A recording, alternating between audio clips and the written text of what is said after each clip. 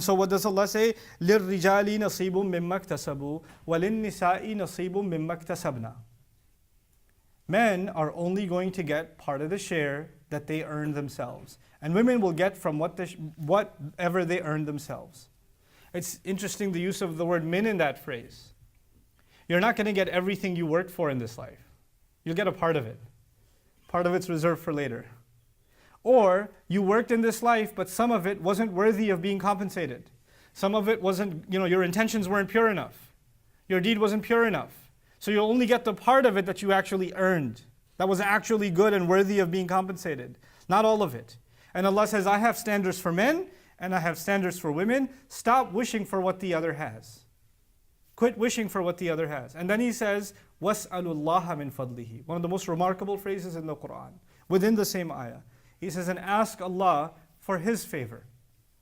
By the way, fadl here isn't just favor, it's preference. You see, in jealousy, a person feels that this one has fadl over me, or I have fadl over them. This one has fadl over me, or a preference over me in terms of wealth, or in terms of appearance, or in terms of opportunity. Or a girl might feel that way in a house when her sister gets marriage proposals and she's not getting any marriage proposals. This one has a fadl over me.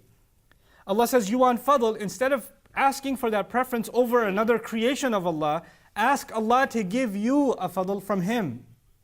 Stop comparing what others are getting. Focus on what more you can get from Allah Himself. Almost pretend nobody else exists. Don't worry about anybody else. If you can internalize that, you live a much happier life, by the way. When you're sitting in a class and you're the only one who's not understanding, you're lost, the teacher is like talking about something and you're like, I don't know even what planet I'm on, I lost him like 10 minutes ago, why am I even sitting here? And the guy next to you or the girl next to you is answering every single question, raising her hand, and you're like, I'm going to run this kid over in the parking lot, I hate this guy. It makes me feel so dumb because he answers every single question. You know what's just happened? All of your focus is on someone who you think is smarter than you, or is a teacher's pet, or is a show-off, or is getting all the attention, and they're making you look bad, or embarrassing you, while you forgot why you're there. You're a student. When you're sitting in that classroom, nobody else exists. It's just you and the teacher. You came there to learn. And you should embarrass yourself and say, I lost you. You need to explain yourself again. You owe that to yourself. You can't be embarrassed to ask. You came to further yourself, not to prove your worth to anybody else. That's not why you come to learn. The same way at work, the same way in your family. You don't just silence yourself and wither yourself away because somebody else was given a preference. If something is wrong, you speak up. If you're entitled to something, you speak up. You say it. And you don't just keep burning on the inside and letting that fester and create a hate inside of you. One of the things we beg Allah when we come before Him on Judgment Day is وَلَا تَجْعَلْ فِي قُلُوبِنَا غِلًّا لِلَّذِينَ آمَنُوا.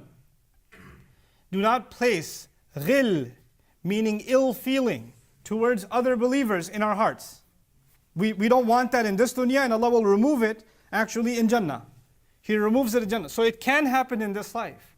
It can happen that you develop an ill feeling. Oh, this person doesn't deserve the position they're in. They don't deserve to be doing this or the other. You don't feel that way, fine. There are people that'll say, well, this one gets paid a lot more than I do. Why do they get paid more than I do?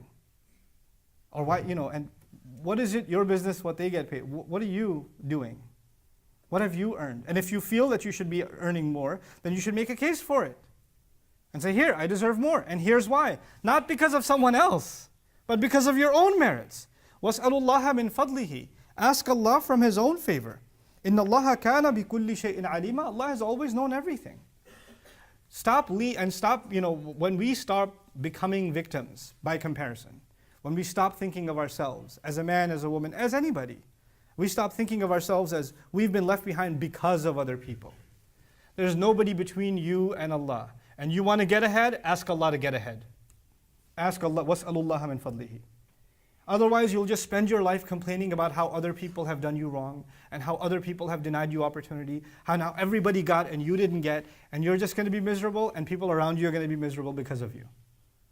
This is the protection Allah has given us in this remarkable ayah.